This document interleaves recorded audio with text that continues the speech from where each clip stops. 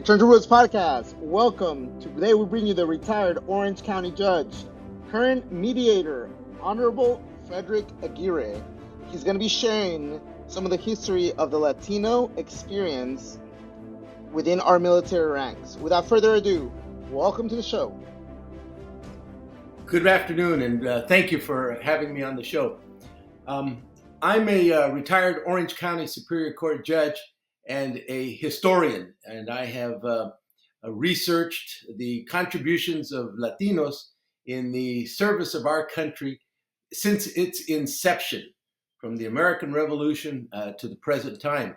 I have co-authored 3 books regarding that subject, produced a film, World War II film, and have also interviewed at least 32 World War II veterans, all of whom have now deceased, except for one that is still alive. He's 100 years old, that I've archived all of their stories, that film, and the books that I wrote, and they're archived in a website that anyone can go to, and it's called American Patriots of Latino Heritage. And you type in American Patriots of Latino Heritage, you can go to that website. It's a free website. I don't control it, that website. We gifted all of that information to the Orange County Department of Education here in Orange County, California. And they manage that website, and it's open and free to the public to view and to conduct research from that website. So what I wanted to do was to share with you the contributions of Latinos since the inception and the founding of our country. As we all know, the independence was declared on July 4th, 1776, but it took 5 years of battling for us to actually acquire our independence from Great Britain. It wasn't until 1781 that in the Treaty of Paris, Great Britain let the 13 colonies be independent. And they were thinking, of course, they're going to come back, right? And they did, of course, in the War of 1812. They figured they'd regroup, get together back their resources, and then come back and take us over. And they reattacked us in 1812, right? And fortunately, we were able to stem that battle and tide and ensure our continued independence. But in 1776, when the founders of our country launched the war against Great Britain and their independence, Spain was neighboring, was a country that had all the neighboring area all around the 13 colonies, and Spain came to the aid of the colonists. A lot of people think that it was only France, but it was Spain that contributed $1 million in gold as a loan to the Continental Congress so that it could pay for supplies, ammunition, guns, cannons, and also pay the military. Because in those days, as you remember, we didn't have a standing military, so we had militias, and the militia men had to get paid a monthly stipend, and of course they had to get fed and clothed and armed, and so the Continental Congress needed money to do that, and so that it went to Spain. Spain gave it $1 million. In addition, the Spanish government said, we're going to let our armies go up and down the Mississippi River to control the British forts all up and down the river from New Orleans all the way up to Fort Joseph, Michigan. And under General Bernardo Galvez, he had a 6,000 plus man army and sailors going up and down the river, capturing key forts that the British had and controlled on the eastern side of the Mississippi River. Spain controlled the western side of the Mississippi River all the way to the west coast. That was all the Louisiana territory, but it was, the Southwest. that river then was a passageway for both the British and the Spanish. Well, the Spanish had 6,000 man army. You know, in those days we think, well, that's not a very big army. Well, Washington at Saratoga only had an army of about 6,000 men. And at the Battle of Saratoga, I think that was in 1777. And in the Battle of Yorktown, Washington had an army of about 9,000 men. So the armies weren't huge, and a 6,000 man army was big. And what was that army made up of? Latinos. It was made up of Dominicans, Cubans, Mexicans. All these peoples that were part of the Spanish Empire were part of that army that went up and down the Mississippi River, fighting against the British, dying for the independence of our country, contributing to allowing us to eventually control all of those forts so that the British couldn't come up the Mississippi River and backdoor Washington when he was trapping General Cornwallis at Yorktown, and the French Navy was trapping Cornwallis in Yorktown, not letting the British supply him and his army. And Washington was directly to the west of Yorktown, not allowing any supplies to come down to Cornwallis. So Cornwallis had to give up his army and eventually the battle against against the United States and secure the independence of the United States. So when we talk about Latinos contributing, they were fighting for this country. Spain was contributing money. It not only gave $1 million in, but it gave another $1 million in gold pesos later on. So we were a part of the founding of this country and fighting for this country back in 1776 to 1781. Bernardo de Galvez. The city of Galveston is named in his honor. In the Civil War, we know that over 20,000 Latinos served on both sides, the North and the South. On the South, we know that in Texas alone, over 2,000 Tejanos fought for the Confederacy during that period. And you look into the history of Texas, and you'll see great names of Latinos who fought for the Confederacy in behalf of the South in the Civil War. In the North, we had a lot of Latinos, obviously, that fought from the North against the Confederacy. And there are two persons that I want to outline that I think are important for us to recognize. There's a famous phrase that all naval personnel know, and it's the phrase, "Damn the torpedoes, full speed ahead." Well, that was uttered by a Latino who became our first admiral of the Navy, President Abraham Lincoln, named David Farragut. Now, we know him as Farragut, just like my name looks like Aguirre, but it's Aguirre, right? Farragut was assigned to lead a group of schooners into the Mobile Bay area to take over Mobile, Alabama, a key port and a key city for the Confederacy during the Civil War. So he's on top of his ship, trying to lead the ship into the port so that he can, battle against the port guns and capture the fort. There are mines in the harbor, and in those days they were called torpedoes. And the mines, of course, are under the water, connected to the bottom of the seabed there, and they come up and they're just maybe about 5 or 6 feet below the surface of the water, so that when a ship comes over it, doesn't see the mine and hits the mine and explodes, and it'll cause a pretty big hole in the ship and it'll sink.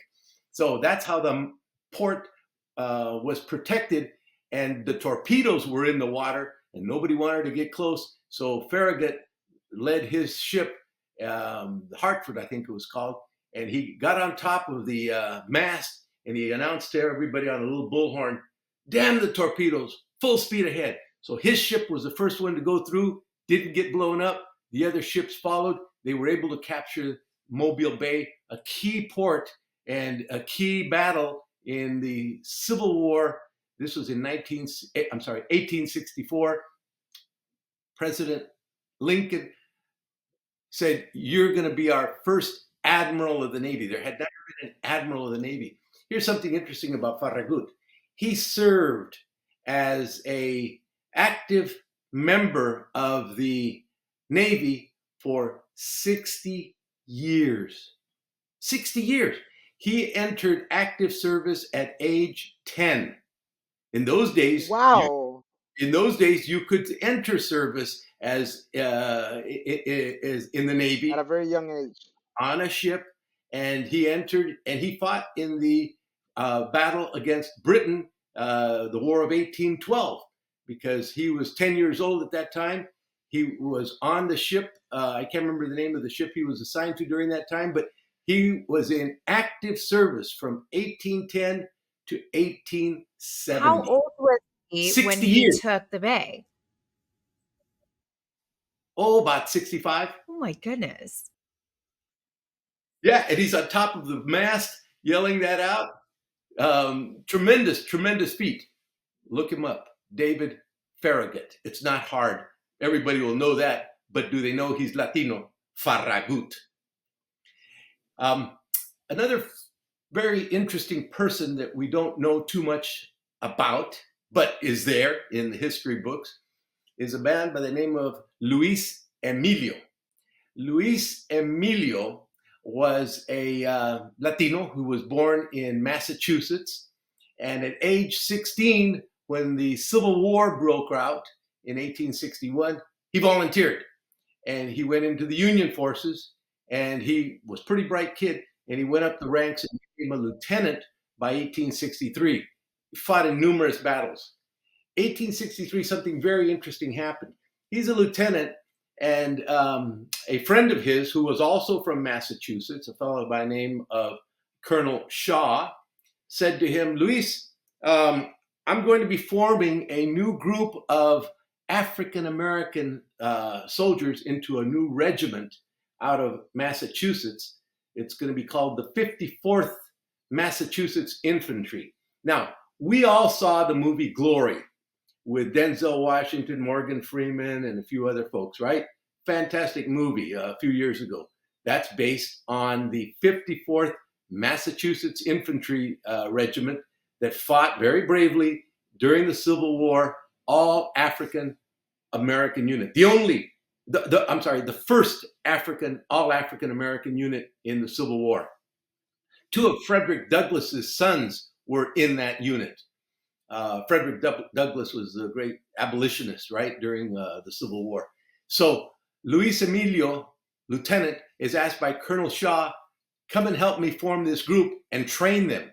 So Luis Emilio, lieutenant, helps train that 54th Massachusetts Infantry group, fights with them from 1864 until the end of the war, 1865, is at that great battle at Fort Wagner. We all saw the movie where there was a charge and decimated a lot of the men because they were the point group that was going into that heavily armed fort. In that, we all know that Colonel Shaw lost his life. Well, Lieutenant Luis Emilio was a captain by then, and he then assumed, after that great battle at Fort Wagner, I think it was 1864, he assumed command of that unit, of that 54th Massachusetts Infantry unit. So here, and he stayed as the leader of that group until the end of the war, until 1865, and it was and peace was declared. Remember at Appomattox when Lee surrendered to Grant, and then Sherman went through and sliced through the South. Well, Luis Emilio it mustered out. By that time, he was a captain, and interestingly enough, he authors a book. He writes a book, and here's the book: 300 pages, historical document that he writes a few years after he leaves the service. I think he was authored. I think he wrote it in it was 18. What was it again? 1877. So he writes it a few years right after service, and in this book he details all of the training that they received, almost on a day-by-day basis. He does it obviously from an officer's perspective, right? He was a lieutenant at that time in command of training this regiment, and particularly his company. Company is about 200 men, approximately. And so he's training that company in conjunction with, I think there was about 8 companies. So I think the regiment was about 1,600 men. And he details the training, how they were received by other generals and other groups, how they mustered in, how they were clothed, how they were given arms, how they were put into battle, all of the battles that took place, and how they were organized, what was done from a historical but a very military position, because he obviously was an officer. Very, very well written documentation of day by day goings on of that 54th Massachusetts volunteer group that we saw in the movie Glory. So the movie Glory, they don't give credit to this book. They give credit to 2 other books that were written later on, like in 1940 and 1950. But those guys that wrote those 2 books used this as the basis. They used this book because this is authentic. Most of the What time, is the name of the book? A Brave Black Regiment. Wow, beautiful. Yeah. What an amazing piece of history. Who knows that? Here's a Latino leading an African American group in the Civil War, and then documenting their service. So, Glory and all the beautiful things that it showed in terms. I never knew that there were that many African Americans that fought during the Civil War, let alone that particular unit, and how nobly and courageously they fought. And here's the actual account, the record showing that, not just newspaper accounts, because usually we historians, what do we go to? We go to newspapers, we go to letters, those kinds of things, because it's pretty hard to talk to a veteran from the Civil War, right? So he is talking just a little bit. He is talking from the direct perspective of a participant. This is like his diary of what happened. And then, of course, he does use newspaper accounts, letters, memos, notes that are written between officers and generals. Very, very, very detailed, articulated, beautiful account, not a story, account of the service of a brave Black regiment by a Latino. Okay, during So before we go past that, I would like to ask you, why do you think us Latinos don't have that much recognition of our participation throughout the military campaigns of this country? Because we have been active in every single campaign. Do you think it's because the Latinos ourselves are not really going out there and seeking publicity and sharing what we have experienced? that's that's part of it, and I don't want to use the word publicity, but just seeking recognition and accounting for it. I think what's happened in the history of our country, we as Latinos, we have been looked at as being part of the quote white group, meaning Italian Americans, Irish Americans, Mexican Americans, that we're kind of being part of the white group. So therefore, we were never singled out. However, we all know that we have never been completely a part of the white group. As Mexican Americans, we have had segregated schools. My parents went to segregated schools here in Orange County, and I would have started in wow. I would have started in Orange County, California. I would have started in a segregated Mexican school here in Orange County in 1951 had it not been for my father threatening to sue the school district to open up the school to allow me to go to an integrated school with all other students. And under threat of a lawsuit, the school opened the regular school for, and I was then able to become a part of the integrated school setting to the benefit of the white kids. I will tell you that. Here's why. Because my energy, my attention to academics, I was a top student. Other Latinos were top students with me. In our class of Latinos that went in that year into this all-white school, 10 of us all got our college degrees. 6 of them were school teachers. That 2 of them went back to the school there to teach at the school that was segregated, right? Earlier.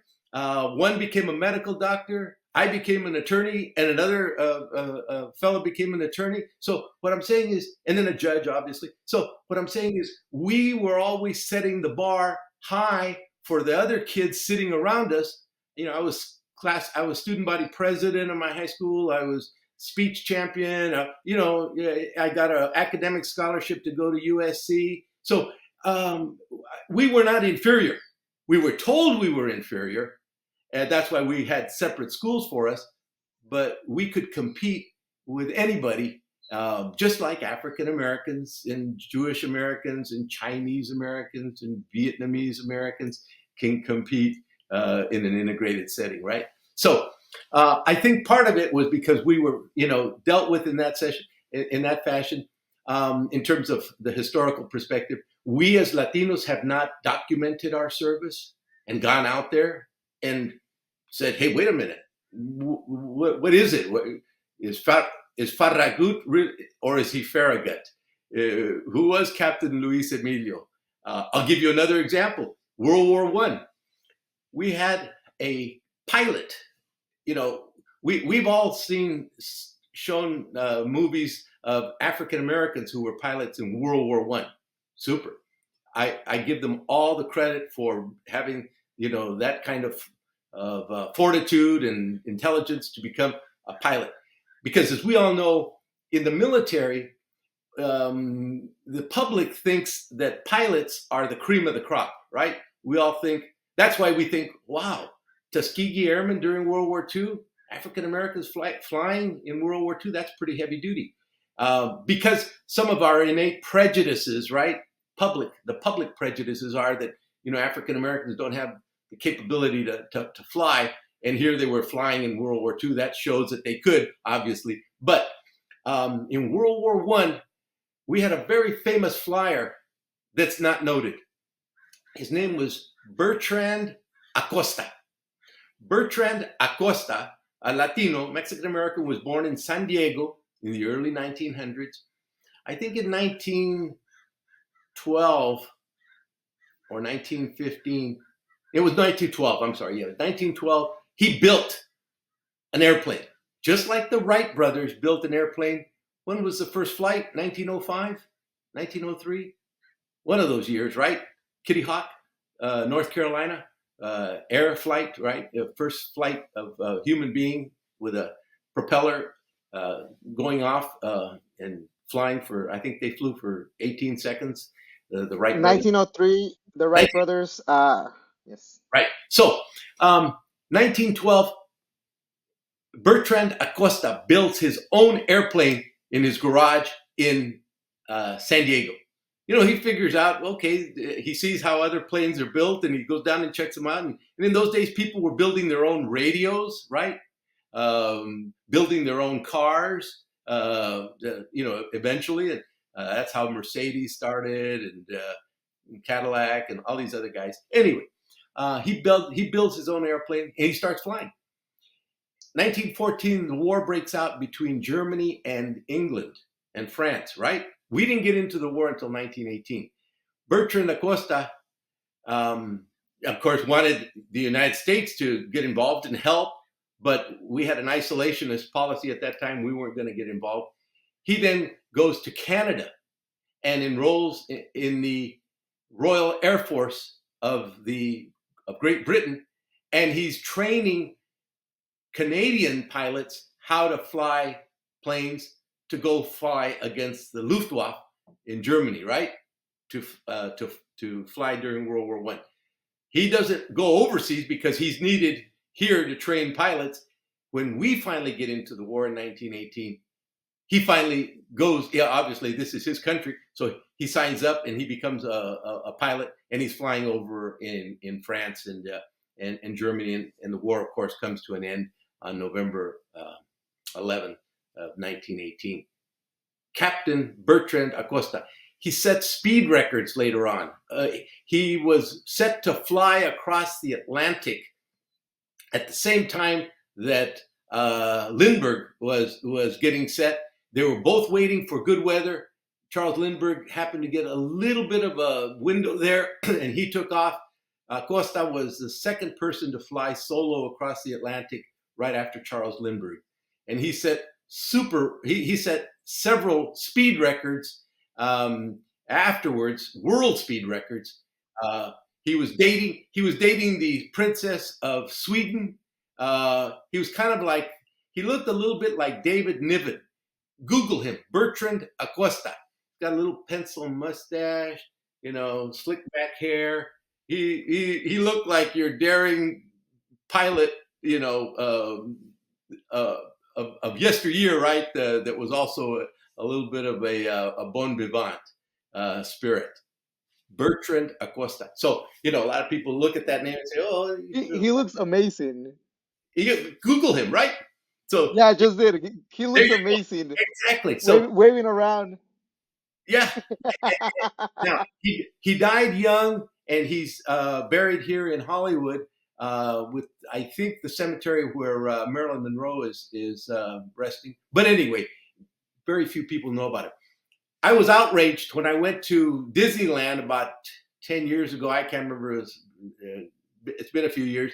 And they had a display of aviation pioneers up on the wall. And it was beautiful. It had a couple of women.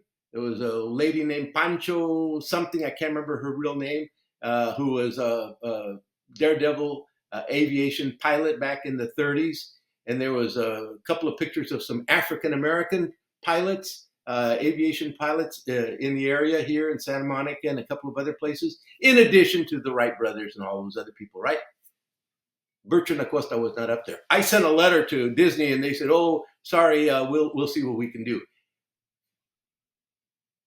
That is sad. Do you see what I'm saying? And I'll bet you, Disney probably has 1/3 of its clientele Latinos going to visit Disneyland, and at least 1/3 of the people that go see the movies that are made by Disney are Latinos, and 1/3 of the products that are bought,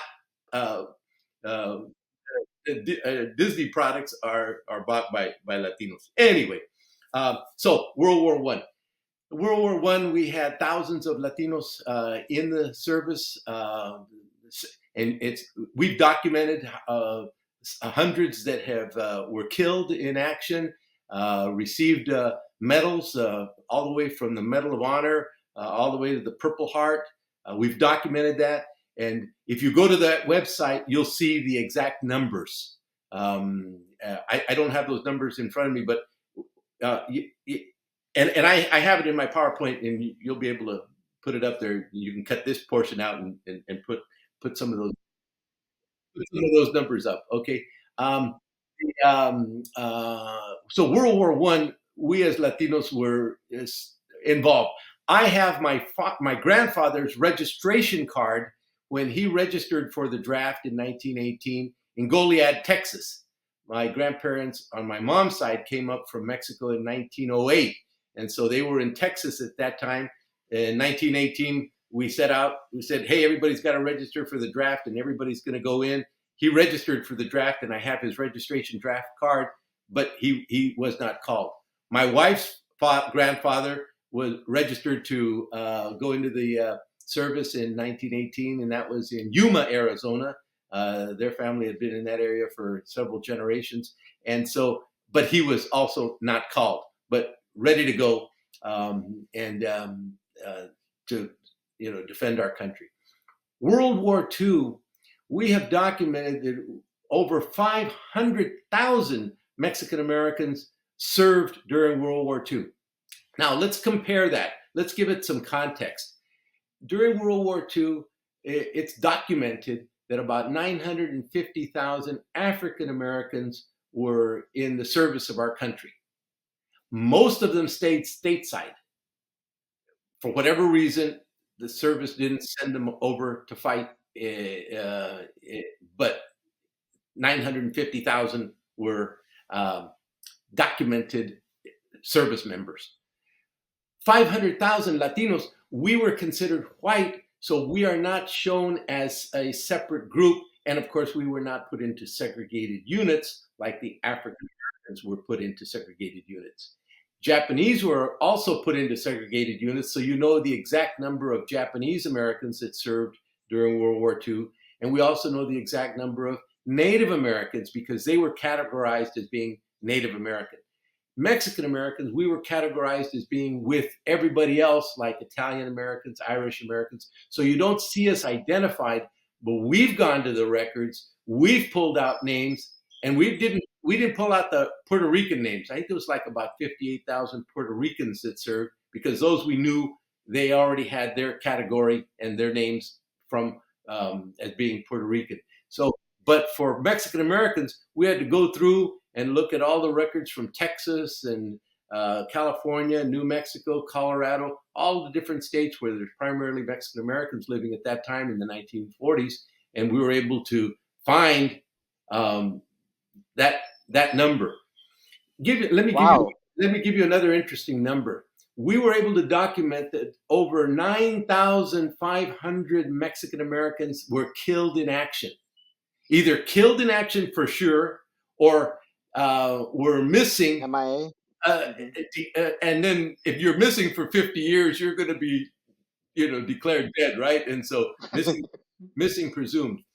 So let's juxtapose that to how many African Americans were killed.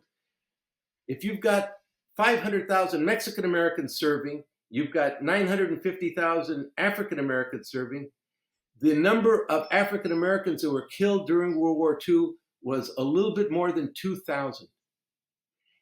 Mexican Americans who were killed is close to 10,000. We had 9,500 plus Mexican Americans killed in action during World War II, telling you that we as Mexican Americans were put into the front lines. In my family, my father, 2 of his brothers, and 23 of his first, second, and third cousins were sent into World War II. Wow, that's a large number. Yeah. 5 brothers from one uncle of my dad, 5 brothers from another uncle of my dad, because my dad came from a family of 10. So 3 went to World War II. There was a family of 16. His uncle had 16, or his uncle's wife had 16 kids, right?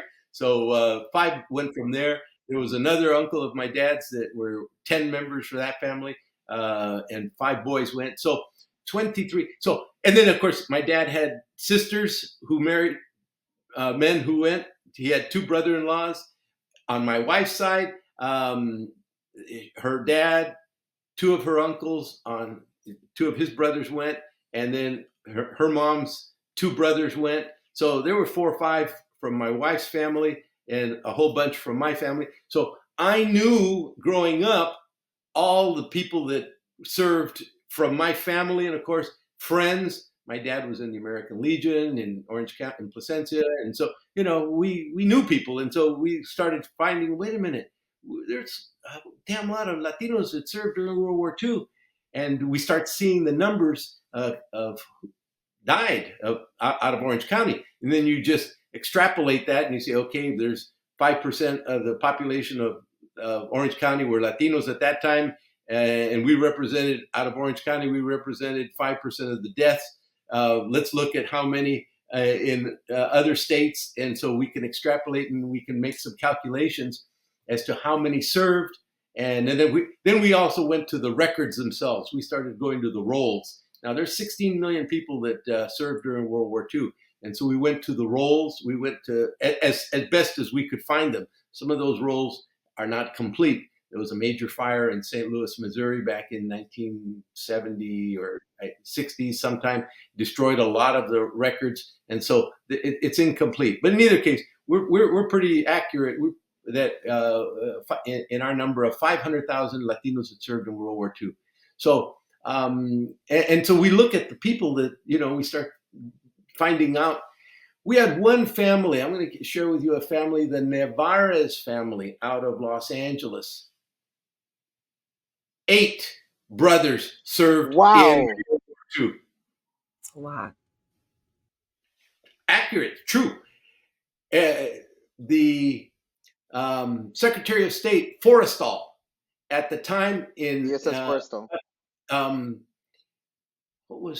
He was the Secretary of Defense, I'm sorry, at that time. He sent a letter to the family in 1944 congratulating them on 7 children, and he identifies them. There were 5 boys in the Navy, 2 boys in the Marines. He identifies them in a letter, and that letter was published in the newspapers. The Nevarez boys, 7 of them. At that time, that was 1944. Near the end was when the 8th brother, Zeke, turned 18 and was able to go in. Actually, he went in at 17. So he wasn't a part of that letter, because that letter came out, I think, in June of 44. And at that time, 7 boys were in. So before the war was over in September of 45, Zeke went in. And so technically there's 8 during World War II. 8. Zeke just passed away. Wow.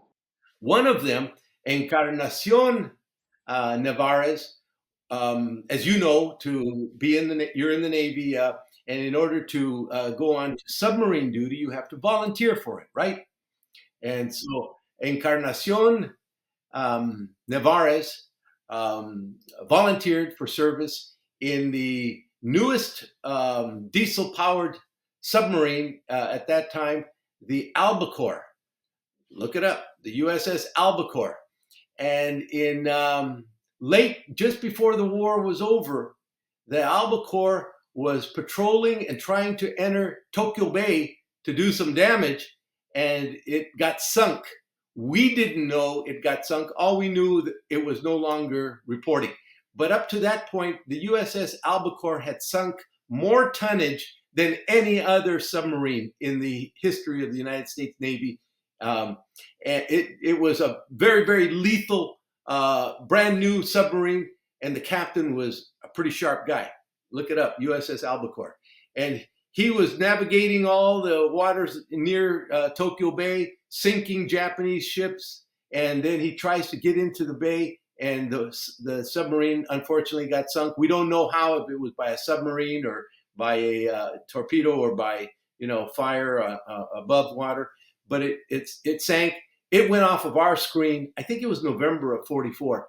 It went off of our screen, and we didn't know until after the war. Then the Japanese confirmed to us that they had sunk a submarine in the bay, and it was confirmed that it was the USS Albacore. Encarnacion Nevarez. Remember, I think we lost 52 submarines in World War II, and you'll see his name on that list of men that I think it was a load of about 60 men. Remember, the submarines were pretty small in those days, so it only had, I think, about 60 men, 55 crew and 5 officers, something like that. And but he's one of our men that gave their lives on the USS Albacore. Tons of Latinos that we can recognize during World War II. Medal of Honor recipients, Silver Star recipients, movie stars. How many people know that Ted Williams, the famous baseball player for the Boston Red Sox, probably one of the greatest players to play the game, he wasn't just a hitter, but he was a runner. He did everything, and he had, I think he still has one of the highest records in batting average. lifetime. I think he's like 375 or something lifetime, but he was hitting 400 and up in some of his years. Half Latino. His mother's name was Lupe. Was it Lupe? Her last name was Bensor, and she was from Mexico. And his father was Williams, and Ted Williams and his brother were born in San Diego, raised in the poor section of San Diego because his father was an alcoholic. Ted Williams' father was an alcoholic, never at home, and his mother worked for the Salvation Army and did a lot of work in Tijuana. Would go across the border because she could speak and I think the Salvation Army had an orphanage over there, and so she was a lot out of the home. In either case, he's half Mexican. He said in interviews, you Google Ted Williams and say, "Were you ever Mexican American?" He'll say, "I could never acknowledge that because I would not have been treated very well had people known that I was half Mexican." He knew that if he could pass as being American completely, no one would ever deny him privileges or rights. But if he said, "I'm Mexican," they were going to treat him differently. And he didn't want to be treated differently. And I don't blame him. So he never made that a point. But his mother's brother, Bensor, his brother was in his mother's brother. So Ted Williams' uncle was in World War I out of El Paso, Texas. So we also had Cesar Chavez, the famous farm worker champion that unionized farm workers to give them a better lifestyle and better wages, better working conditions for the people that cultivate our food, our crops, and he was in World War II in the Navy. And he was in the Navy. Yes. Exactly. A ship was recently named in his honor. We had a very interesting fellow by the name of Guy Gabaldon. Guy was from New Mexico family of Gabaldons. Guy was born in Los Angeles, but Gabaldon's name went back into New Mexico history 200 or 300 years. I think the Gabaldons came from Mexico in the late 1600s to New Mexico, right? So when people talk about Americans only coming from the 13 colonies, people out here in New Mexico say, "Well, wait a minute. I think we were here before you guys even thought about coming over from England or wherever else you came from." But in either case, Gabaldon, born and raised in East Los Angeles, at age 16 tries to get into the Marine Corps. And they won't take him because he's 5'3" and about 120 pounds, little guy. And the Marines want a bigger guy, and he's only 16, so they won't take him in. So he figures out, he says, "Hey, wait a minute, maybe there's another way to get in."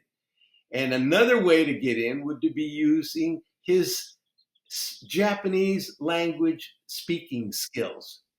Where he was born in East LA, he had some good friends of his, the Nakano twins, Kyle and I can't remember the other fellow's name, two twin boys that were Japanese Americans that lived close by to him.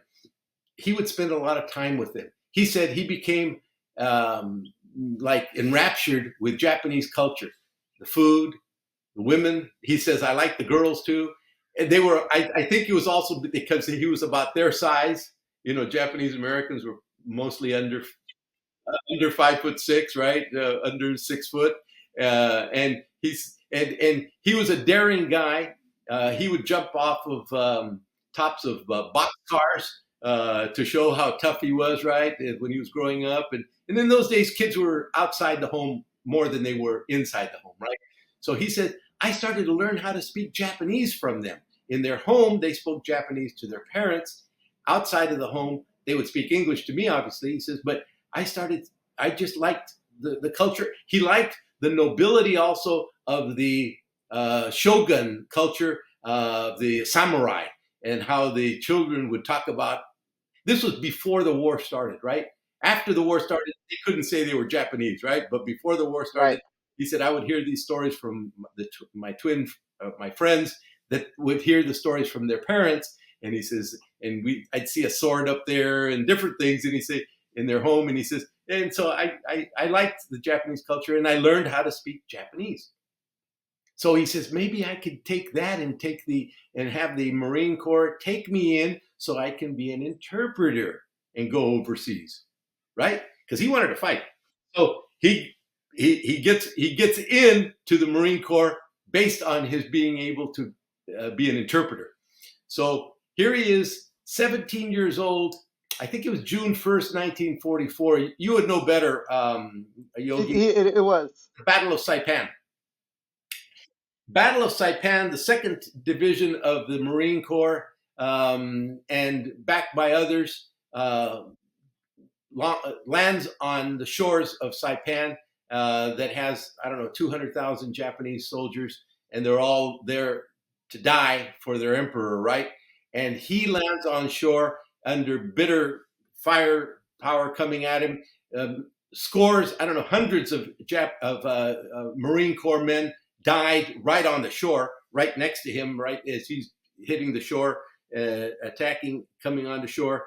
The firepower is coming at him, and his men are dying left and right next to him. And finally, they were able to get on a toehold on there, and they're bringing more supplies. The Marine Corps is bringing more supplies onto the land, onto the island, so that they can attack, so that they can go in. So they haven't attacked yet. They've just established their line on the shore, and with the guns, they're keeping, the Navy guns, keeping the Japanese at bay. And so what he does, he gets tired of sitting there at night on the beach and not doing anything. He says, oh, damn, he says, I think I could do something. So he goes into the jungle first night on his own, doesn't get permission to do it. He's not supposed to do that. He's supposed to stay in camp. He goes into the jungle. He goes into the jungle at night, and he's out there, and he hears some speaking at a cave entrance. And there's a lot of caves there in Saipan. And so he hears, and he's standing behind a tree, and he yells out to them, give yourselves up.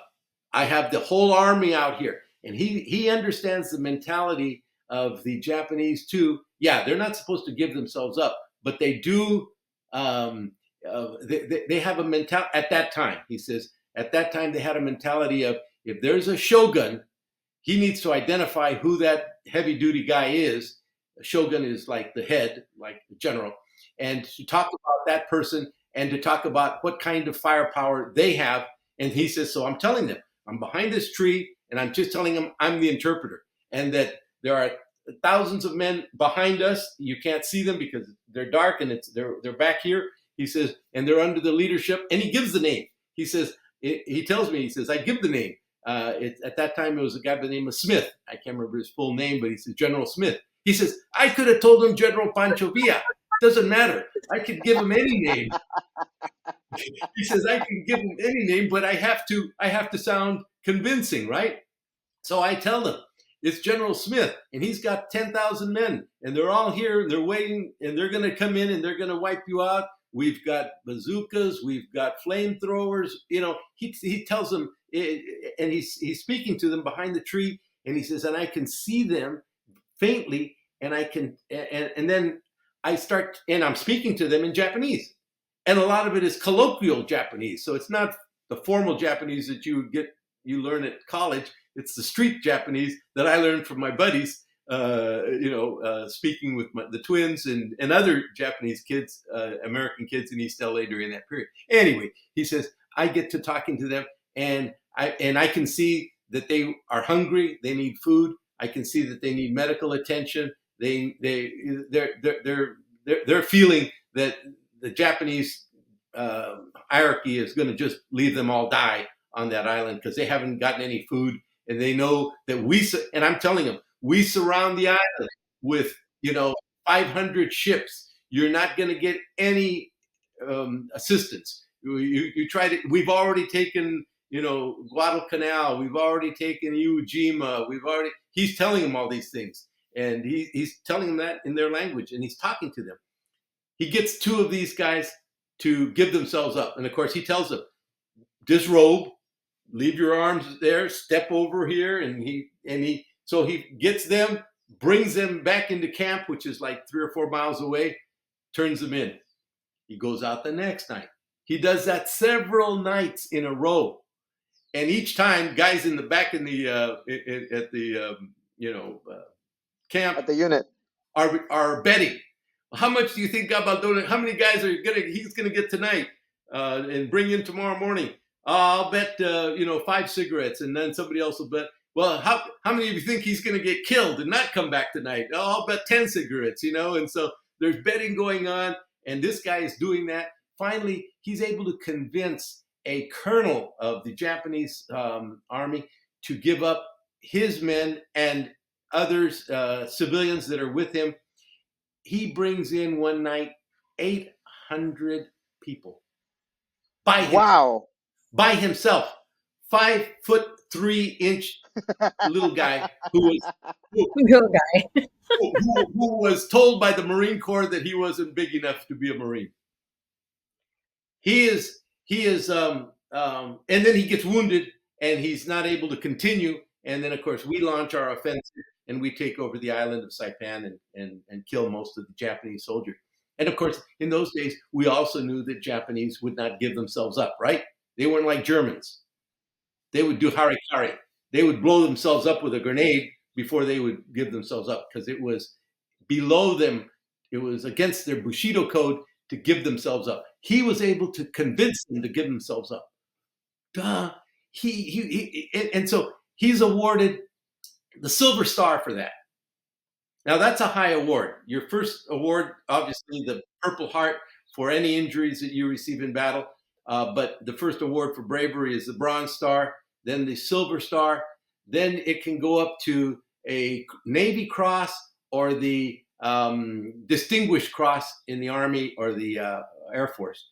So the Navy Cross is the highest that you can get in the Marines or the Navy. And then, of course, beyond that is the Congressional Medal of Honor. And the Congressional Medal of Honor usually is awarded to people posthumously. That means you die showing your bravery, and then you're awarded the medal, and it's given to your parents or your sister, not given to you because you're dead. And I think about 80% of the Medal of Honor have been given posthumously. Anyway, so he's recommended for the actually his unit commander, who later became a judge, recommended him for the Congressional Medal of Honor, and he likened it to what Sergeant York did in World War I. We all saw the movie with what was his name now? It'll come to me. Sergeant York, Gary Cooper, and he displays bravery in World War I by capturing over 130 German soldiers. I'm sorry, and he's awarded the Medal of Honor. Similarly, Audie Murphy in World War II was awarded the Medal of Honor for capturing, I think, something like 50 German soldiers. Here's Gabaldon. It's estimated that he captured over 1,000 persons, total, including soldiers, during World War II in Saipan, and was only awarded the Navy Cross. So what happens? Let me fast forward it to 1955. There's a program on TV called This Is Your Life, and it's with Ralph Edwards, and it's black and white. And in that program, what Ralph Edwards would do would have 4 or 5 men or women come up on stage, and then he would announce to the panel, and there was a panel of people, and one was a former concert pianist, and the other was a former actress, and the other was a former director. So they were notable people that were on the panel, and he would ask the panel to pick which one of those persons that were on stage was the one that he was describing. For example, he would say, who's the one that is the prized violinist? you couldn't tell by just looking at people who's a violinist, right? And it could be a fat man, or it could be a skinny woman, it could be a tall guy, it could be a you have five people on it, but he had five men on stage, and he tells the story of what I described, and he's got four men that are above 6 foot, and Gabaldon, who's 5'3", standing on stage, right? And they're all white guys except Gabaldon. And so he tells the panel, which one of these guys is the one that did these things in the island of Saipan? They all pick one of the other four guys. None of them pick Gabaldon, right? And then he tells Gabaldon, he asks Gabaldon, step out. Will the real guy Gabaldon step out?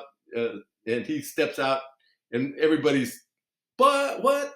So a movie comes out. As a result of that, a movie comes out, and it's called Hell to Eternity. Not From Hell to Eternity, but Hell to Eternity. If you Google Hell to Eternity movie, you'll see. And it's about Guy Gabaldon, but the movie never tells you it's a Mexican American kid. And who do they have portray? They have, who's the name of the guy that portrays him? 6'2", blonde-haired, blue-eyed guy. He's the guy that came out in The King of Kings as Jesus Christ. Jeffrey Hunter. Jeffrey Hunter, good-looking guy, white kid, comes out as Guy Gabaldon. Hollywood could not tell you it was a Mexican-American kid, 5'3", out of East LA, that was an American hero. That's very disappointing. Among all the other stories, just so disappointing. That's like having someone portray Martin Luther King and have a white guy portray Martin Luther King. They're both human beings, right? Both human beings, but it takes all the essence out of who that person is. How sad, how sad. And that movie came out in 1960. The producers were United Artists, and the other men that came out in the movie were the guy that did The Fugitive. Harrison Ford? No, before that, the original Fugitive. It'll come to me. And then there was a famous singer, not Mel Torme. It was another singer. So, but these are all actors and people from the 50s. And the movie came out in 1960. I knew Gabaldon afterwards. I didn't know him back in the day. I met him, I want to say, like in 2000. So from 2000 to 2006, when he passed away, he was 72, I think, when he passed away.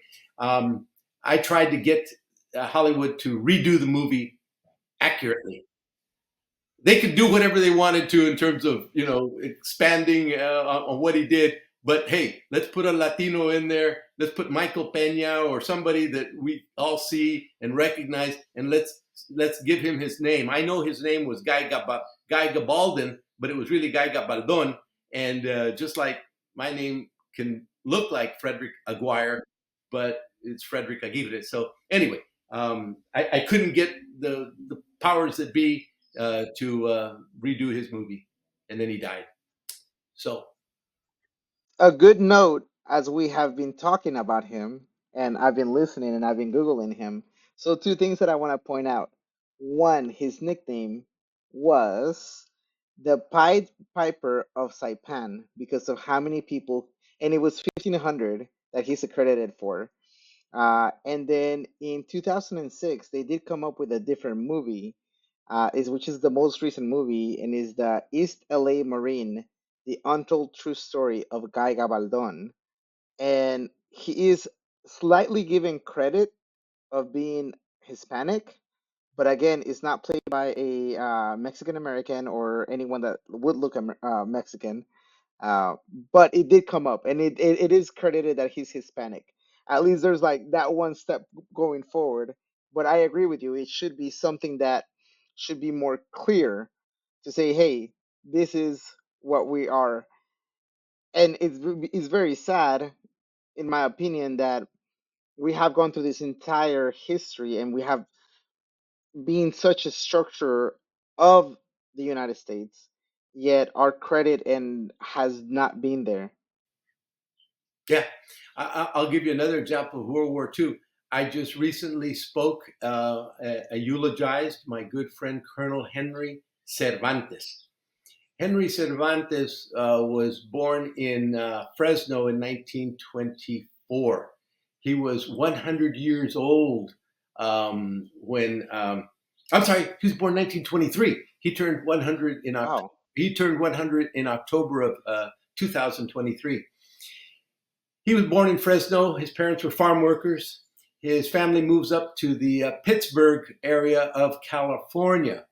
Pittsburgh is north of Berkeley, along the top of the peninsula up there.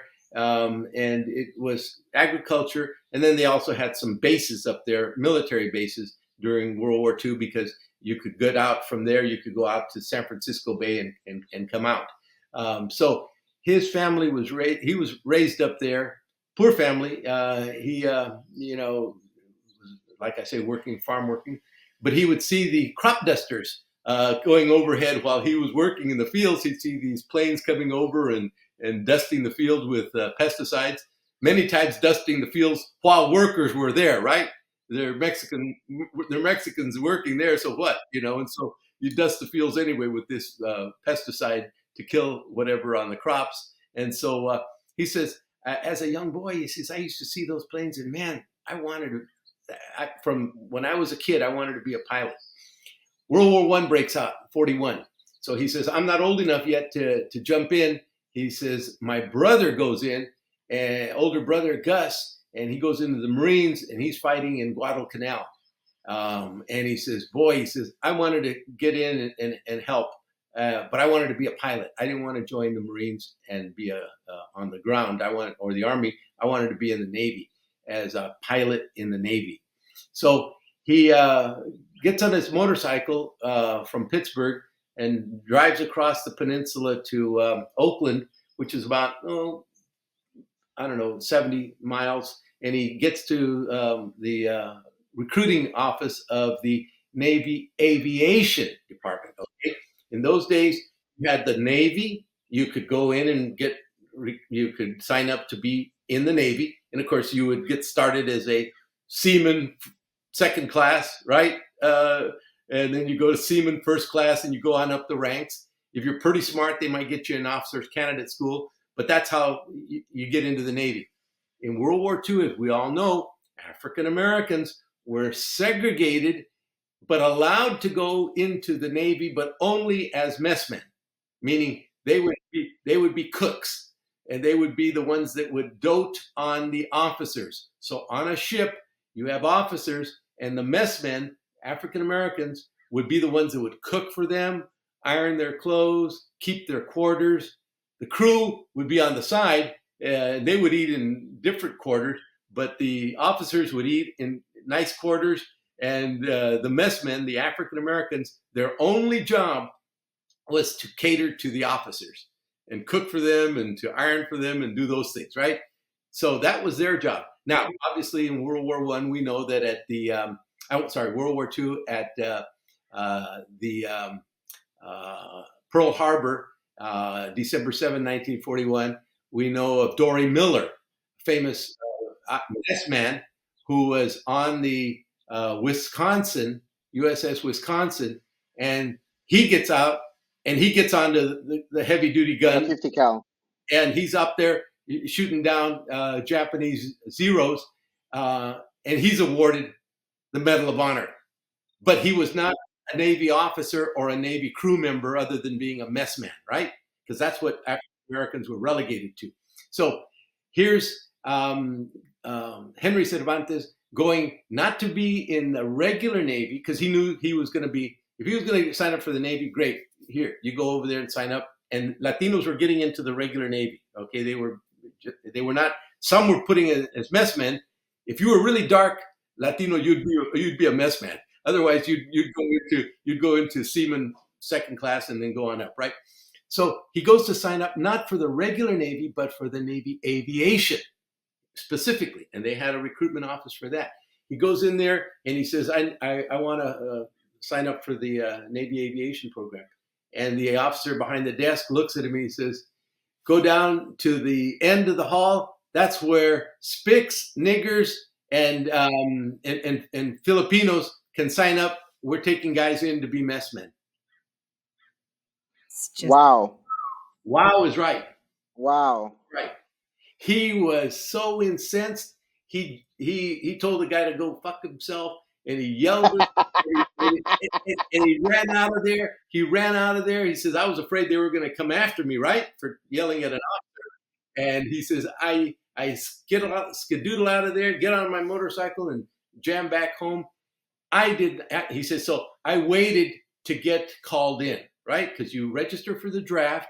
And if you don't go sign up for the Marines or the Navy or go sign up for the Army or any other group, the Coast Guard, you wait and you get drafted, and you'll get drafted by the Army. So he waited. He got drafted while he was training at Camp Roberts to go, and he would have gone overseas somewhere. He sees a sign that says, sign up for the Army Air Corps if you want to be a pilot. In World War II, we did not have the Air Force. Right. Air Force was not born until 1947. In World War II, the flyers were with the Army Air Corps, the Navy Air Command of the Navy, and the Marines also were under the Navy Aviation, because the Marines were part of the Navy, even though the Marines will say they're not part of the Navy, but their check that the Marines get is from the Navy, right? Anyway, so of course, yeah, Department of the Navy. Anyway, he signs up, takes that exam, passes it, gets into the Army Air Corps, and is trained to be a B-17 bomber pilot. He goes to England. He flies with the 100th Bloody Group over 26 missions over Germany. That movie that just came out, series called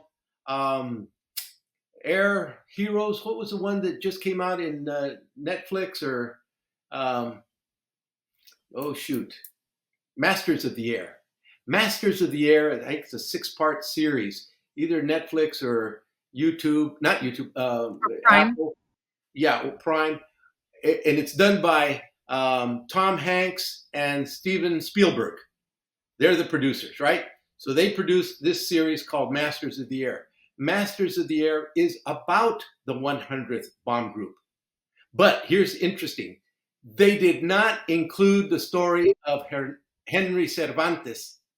However, they recognized him at the premiere of the movies in January of this year when the series first came out. And he's photographed with 3 other veterans who were 100 years old also, who were flyers with the 100th Bloody Group. They were not mentioned either, but they were still survivors of that group. Wow. That was identified in the 100th Bloody Group that hit, that was in that series. Interestingly enough, Tom Hanks and Spielberg pull in the African American Tuskegee Airmen who never flew with the 100th Bomb Group. But the way they brought them in, politically, they wanted to bring them into the series because they knew it would help, the premiere. Yeah. And the way they brought it in was 1 of the or 2 of the Tuskegee Airmen flyers had gotten imprisoned in a Stalag, which is a prisoner of war camp that the Germans maintained during World War II. And some of the 100th Bloody Group flyers were also in that Stalag together. So that's how the movie was able to bring in, this series was able to bring in the Tuskegee Airmen, who were very noble, very heroic, but they did not fight. They did not fight with the 100th Bloody Group. Yet Cervantes did, and here's a Latino that served with them, could have been in the movie, but was not. Yet they reached out to the 100th Bloody Group, the movie people did, to say, hey, are there any survivors that would like to come to the premiere? and Cervantes went 100-year-old man. And I have the photograph of Cervantes with Tom Hanks, and with if you Google Masters of the Air premiere, you'll see him next to Tom Hanks. And he just died April, and I eulogized him. He's buried here in Montebello, California. What an honor to be able to have the Honorable Frederick Aguirre come on here and share Hispanic history inside of the U.S. military. We look forward to interviewing him again, and thank you to our guest host, Christine Mantilla, for coming on and helping Yogi with interviewing the Honorable Frederick Aguirre. You guys, remember, it is your military transition. It's not all rainbows and unicorns out there. Take charge of it. Mil2Vet out.